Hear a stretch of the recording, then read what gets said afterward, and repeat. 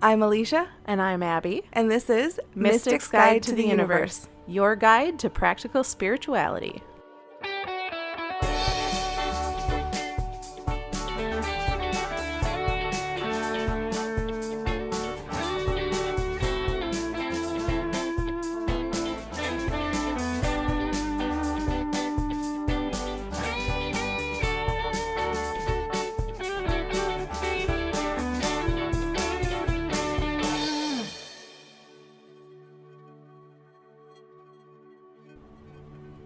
Okay, here we go.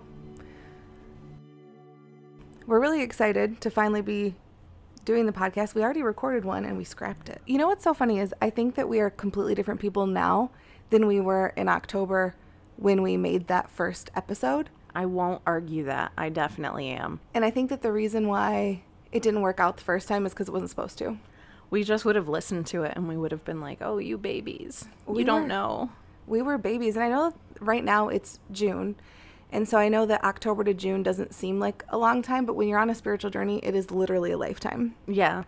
Through talking to other people who are also on their spiritual journeys, I think that we have learned that there are a lot of things about spirituality that A, are incorrect, B, are some sort of fear-mongering, and C, arbitrary rules that are unnecessary. Yeah. Before we get started, before we get too knee-deep, let's talk about why we want to do the podcast.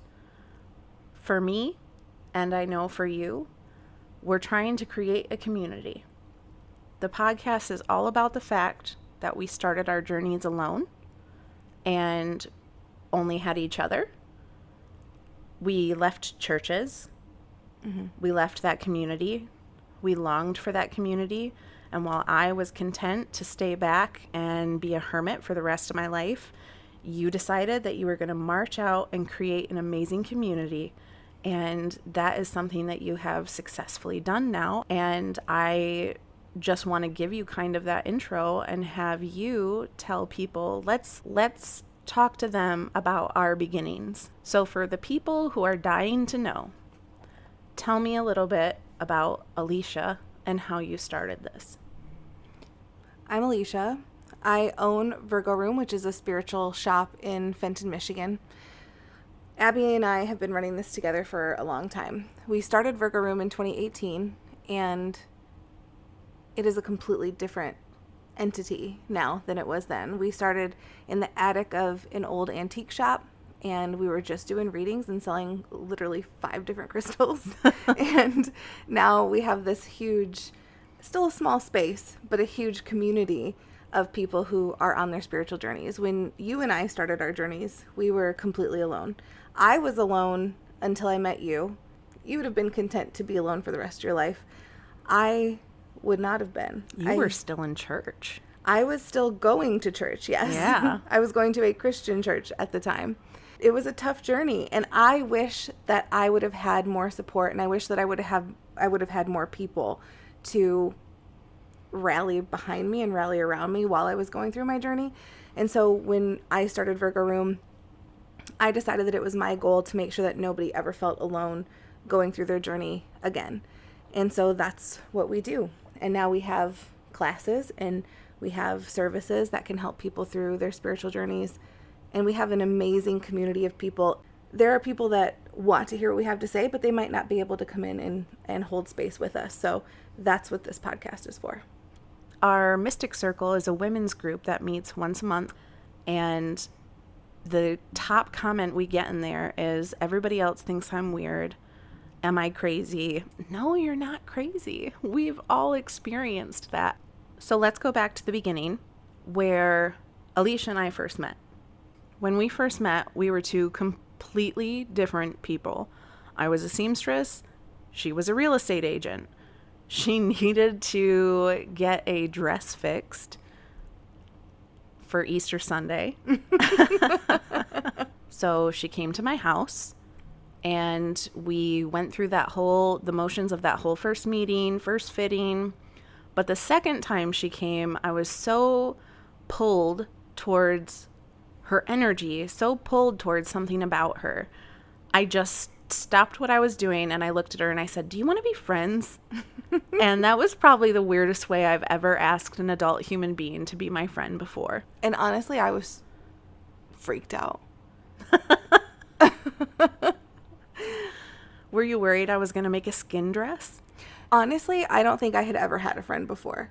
I grew up where all of my friends were my family. Like, my sister was my best friend. I spent a lot of time with my cousins. They were my best friends. All of the friends that I had were in the church, and none of them really felt like friends. And I was notorious for saying, I don't want friends, they're too much work. Like, your family has to be there. You have to be there for them. But I don't want to put my energy out to somebody who I'm not required to put my energy out to. That is hilarious, considering what you do now. I know. Which is put your energy out for everybody. Right. Oh my goodness. Okay, so seamstress, real estate agent. I'm sewing her dress. She offhandedly says, "I could sell this house." And I laughed right in her face. And I said, "No, you couldn't." And she names a price for $25,000 more than what I paid for my house, says I can sell it in 24 hours. I did not believe her. But what I didn't realize, and what she didn't realize either, is that we were dealing with the queen of manifestation. And so, sure enough, she put my house on the market. Within 24 hours, I had 3 offers. She and I continued to be friends, but a couple of months later, I got a surprise phone call saying, "Hey, I've decided to quit my job and open a metaphysical shop." Mm-hmm. And my first words were, "What's a metaphysical shop?" You said, "Somebody told me I'm an amazing psychic, so I'm going to open a psychic shop." I thought you were crazy. I really did. And I probably was. But it worked out. I have said this a long time. Everything Alicia touches turns to gold. And now we know why. And those are the types of things that we are going to talk about on this podcast. Manifestation, how you can make it work for you, and why it's more simple than a lot of people would have you believe. It's so simple. I was doing it before I even knew I was doing it. And then when I realized what it was, I was like, oh shit, I can control this. We're both so passionate about teaching people how to do that. And then once we realized that spirituality isn't scary, because I think that we both grew up thinking that anything outside of biblical spirituality was scary, then it opened up the floodgates. Scary and wrong. Scary, wrong, demonic, evil. Sinful, just all that jazz. And I think that once we realized that that wasn't the case, everything opened up. It was literally like parting the Red Sea. Oh, man.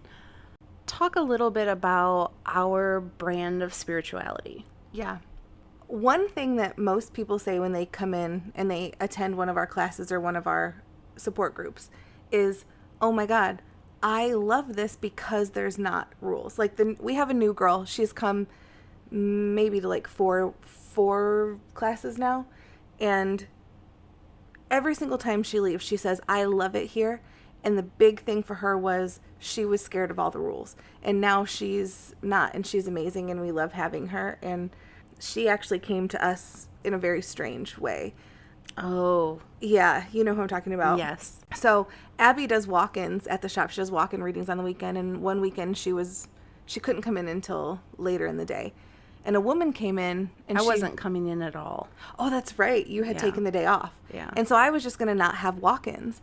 But a woman came in, and she desperately needed some guidance. And I was like, yeah, you know what? I'm the only one here. Let's just do a walk-in. And I haven't done walk-ins ever. Yeah, I have never done walk-ins. But that day you felt called to. I did. And she really needed just a little bit of guidance. And so I sat with her until you mysteriously showed up.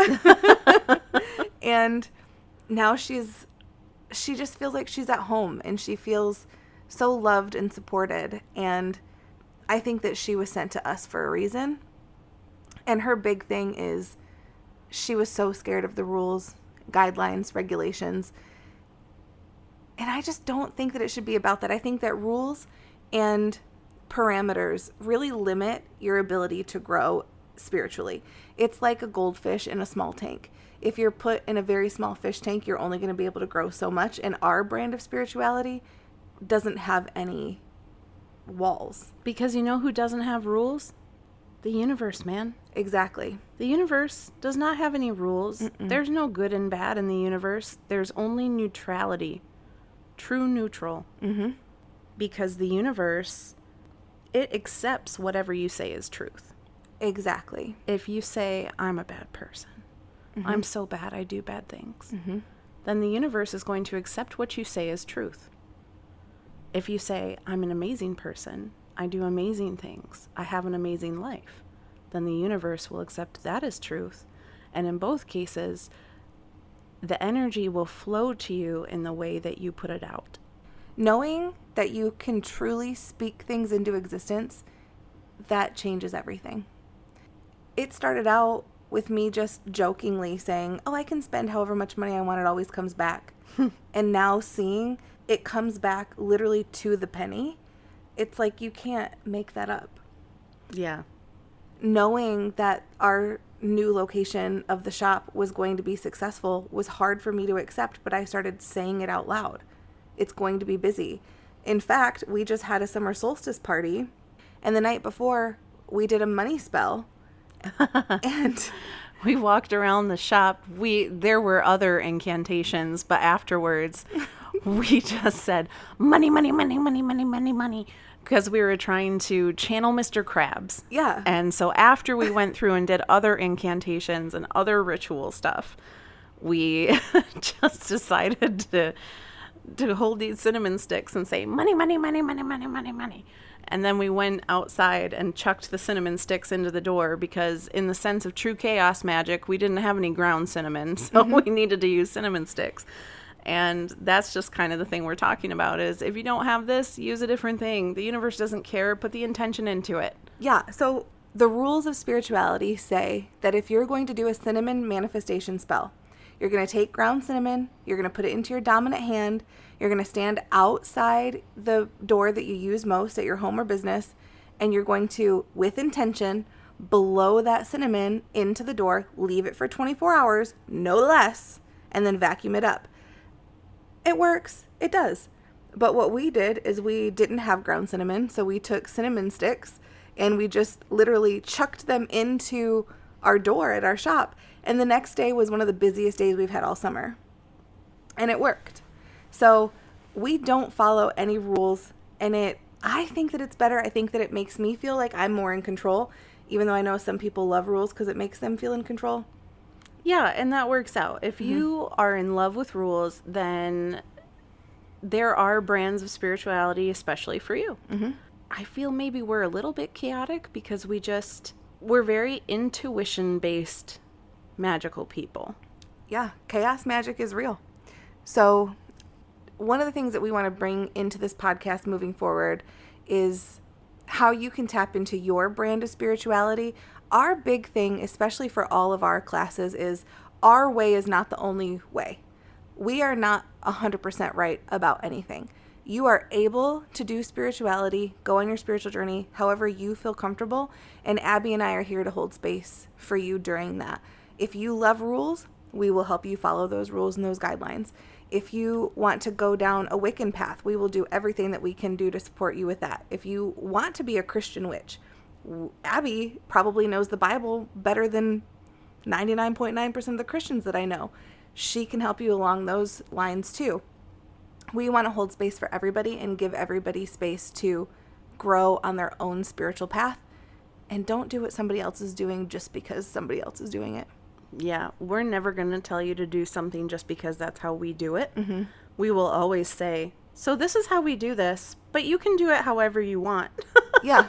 And we will be the first people to do as much research as possible to help guide you through your way of doing it, even if it's not the way that we would. And who knows, maybe we'll learn something along the way and we'll adapt that into our spirituality. I know that when I'm doing research for our classes, I learn things where I'm like, oh, I'm going to steal that. Yeah. Okay. So let's hear about your background. Oh, my background. I grew up independent, fundamental Baptist. We were not Calvinists. So Calvinists believe in predestination. Yes, And you were not a Calvinist. correct. Got it. So I came from that background, and everything that I did was because I wanted God to know how much I loved him so badly, and I wanted to be loved so badly. And that's what I got out of that relationship. Here's the thing, I always felt called to tell people how they could reach for being their best and highest self. But I wasn't allowed to do it there, and I didn't fit there anymore. And then I may or may not have completely fallen off the deep end because I didn't know what to put there. This was my whole foundation in life. Mm-hmm. And now I have no solid ground under my feet. What do I believe now? And, I shut the door on it and I said, okay, I'm an atheist now. If it's not in my five senses, I don't believe it. And I stayed that way well up until I met you. Yeah. Well, let me tell you what the most important thing you ever said to me was before I even started on this journey. I was always very scared to leave my faith and to come out and try something new because I had learned my whole life that if you left, bad things would happen. You would lose your family. You would lose all your money. You would not have a support system. You'd be a paraplegic. Yeah, exactly. The anecdotes they used to tell, man, were terrifying. And one time Abby said to me, I've been out of church for years and nothing bad has happened to me. And I was like, oh, that makes sense because we learned that it's almost instantaneous. You don't pay tithe 1 month and you're going to get a doctor bill for exactly the amount of money that your tithe was supposed to be. I'm so much better now than I was back then. And I think that's why I was slower to jump than you were, because I had been so lied to and I felt so fooled. But you were so ready to jump in, and you jumped in with vigor, and you opened that shop, and you had a dream for us, and I was on board with 95% of the dream. Yeah. But the 5% where I one day did spiritual things was a no-go for me. And I think I told you from the beginning, I was like, you're going to be doing this with me. You did. Whether you like it or not. Yeah, you did. And you started out just making things for the shop. I mean, you were a very talented seamstress, and so that's kind of where you started making pendulum mats and different embroidery art for the shop. And then all of a sudden you were like, I think I can do tarot. And I was 4 years later. 4 years later. Okay, I guess it wasn't all of the sudden, but it was a while. But you were like, hey, I think I want to start doing tarot. Can I practice on you? And I was like, absolutely. So then you and I would get together and start pulling tarot, which was so fun. That was such a fun time in our lives because things were so new. And because it blew our minds it was every crazy. time. It was like, how is this so right? And it was like when we would do a tarot spread, and we didn't like what it said, then we would shuffle the cards and do it again, and it was exactly the same. You're saying we, but what you really mean is you. Yeah. Because you didn't like what it was saying, and you were like, well, this is wrong. And you kept pulling the cards out, but it kept coming up the same card. Absolutely. 5 different times you pulled the same card. It was right every time. I just didn't want to hear it. And that was so fun. The beginning of your spiritual journey is hard. It's confusing. It's scary. But then you have these elements of magic and you have these elements of mysticism that's like, you can't explain this. I don't want to say you can't explain it with reality because it is your reality, but... And I don't want to say science either because a lot of times you can explain it with science. We just don't know the mechanics yet. Mm-hmm. And that's why it's called metaphysics. Right. When I was an atheist, had no way to explain why I always knew somebody was pregnant, why I always knew the gender even when the doctors made a mistake. And that was one of those things that I said, there's just got to be something else out there. Mm-hmm. And I think it was a little daunting, the idea going back to the whole guidelines thing. It was a little daunting because I thought, okay, if I open my doors to this spirituality, is it going to trap me again? Yeah. I just keep waiting for that cage door to shut. The reason why we didn't put up any walls is so that we couldn't be shut into this room of spirituality that we don't want to be in. Yeah. And I also don't think that we're in a place where we think we're correct about everything. That's the key. I find that to be arrogant. Yeah. And I think that's where every religion has gone wrong ever. Absolutely. That is true ascension. It's like the Dunning-Kruger effect. The smarter you are, the more that you realize you don't know. The more intelligent you are, the more you realize that there are just things out there that you will never comprehend or understand. And that's where we are. I'm not claiming to be intelligent by any means. I just know what I know about my brand of spirituality. And I know that there's so much out there that I'm never going to understand and that I'm never going to master. If somebody comes in and they're like, oh, I'm a really, really good medium, I'm really good at what I do, we're going to make sure that they do that. We've had to learn the hard way. We've really had to learn the hard way that not everybody is what they claim to be. And when I go to get a reading, I'm a skeptic. I need somebody to prove to me that they're genuine. And it doesn't mean that they have to be right about everything. I'm not right about everything. You're not right about everything. Sometimes we get things wrong. It's rare, but it happens. The universe is subject to change. Exactly. But it has to be that they're genuine and that they don't claim to be the end-all be-all. And one thing that I love about you is that you're very skeptical about things. Anytime I hear a noise or think something weird happened, I always think it's a ghost. And you're very quick to say, it was probably the air conditioner, or it was probably the ice machine. Yeah, or it was probably the vent directly under that curtain that was blowing into the curtain. That was a ghost. That was the vent. I didn't take my Adderall that day. So I was probably a little kooky. Oh my goodness. But I do think having healthy skepticism is important because, like you said, you didn't want to get roped into something. You didn't want to be overtaken by something that was going to be bad for you. And I think that there are a lot of people in the spiritual space who are not genuine and who are doing things, like you said, just to get money and just to have some sort of control over people. And even though you and I are in a position of power in a lot of ways, we don't use that to get ahead. So the reason why this podcast was important is because we want to go through all of the ways that spirituality can be difficult, can be harmful, can be toxic. And oh yeah, toxic spirituality is not a joke. And so we want to make this very digestible, very understandable for anybody who is new on their spiritual journey, or people that have been on it for years and years and years and just have a different perspective than what we have. We want to make it easy for people to understand and not scary. We both claim to be witches, but that means something so different to us than it means to a lot of other people. And that's because they watch movies. Right. Don't let Hollywood be the one who decides what a witch is to you. Mm-hmm. So let's talk about what you do and what Virgo Room is most known for. If you look up Virgo Room, you'll see a lot of people talking about mediumship. So Virgo Room is known for mediumship. We have a lot of mediums at Virgo Room, whether you guys claim to be mediums or not. Abby, you're there. But I am the resident medium at Virgo Room. I only talk to dead people and people on the other side. That is where I get 99.9% of my information. I also can talk to people's guides, their higher self. I can talk to their inner child, but mostly I get my information from people who have passed. And so I do just mediumship and spiritual counseling, and that's it. And those are the two things that I think that I'm going to be doing for the foreseeable future.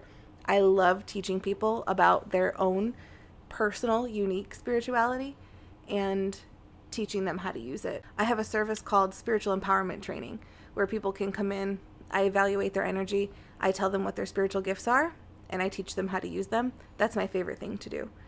And everything else, I just talk to their dead grandmas and their dead husbands and whoever else wants to come talk to me. That is Alicia's skill set.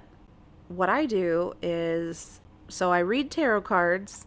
However, my tarot card reading is going to look much different from somebody who reads tarot from a book. I'm an intuitive tarot reader, so I just slap cards on a table in a row and say, oh, this is what's going on in your life. And sometimes the cards aren't necessary at all. They can tell me a whole story with one card or one sentence with 10 cards. Mm-hmm. It's hard to figure out like what they're going to do at any given time. And by they, I mean guides. I speak to guides, I speak to guardian angels, people who have passed, and I do that through my cards. there's that. And then one of my strong passions, which is Reiki and sound healing. I like to do those in tandem. But I'm very excited because I finished my healing hypnosis course. And the thing that drew me to it was I felt like there was something missing in Reiki. Don't get me wrong, Reiki is super powerful and I love it. But healing hypnosis partnered with that is also very powerful, because there are things that people need to let go of, that they want to let go of, that they're so close to letting go of during a Reiki session.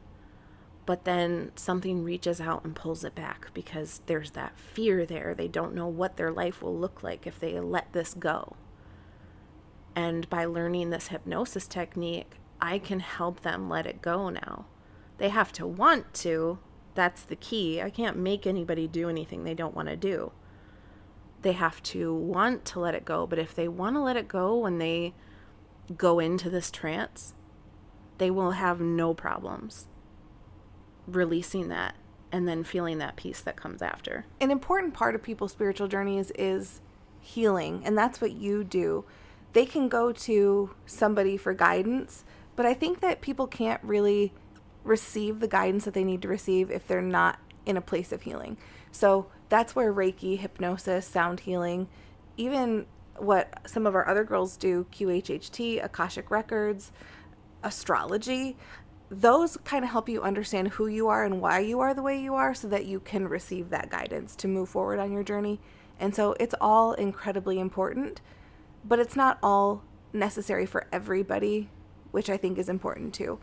Some people don't resonate with Reiki. Some people don't resonate with tarot. Some people don't resonate with mediumship. Some people just want to come in, get a quick little tarot reading on the weekend, and then head out, and they're happy with that. Yeah. So we want to make sure that we are available for people when they need it and for exactly what they need.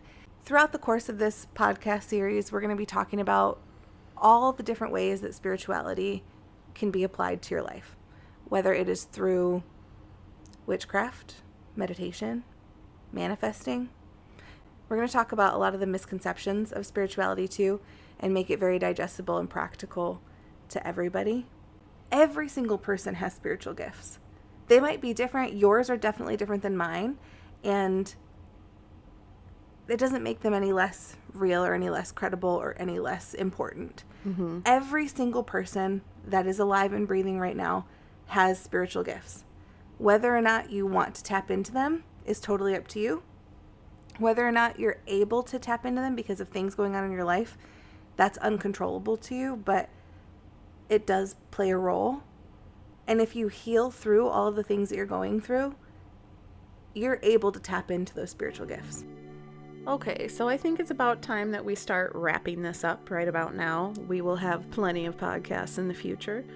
Now that we've introduced ourselves and now that you know a little bit about what Abby and I stand for, we're excited to dive into more in-depth topics and talk about our brand of spirituality and spirituality in general.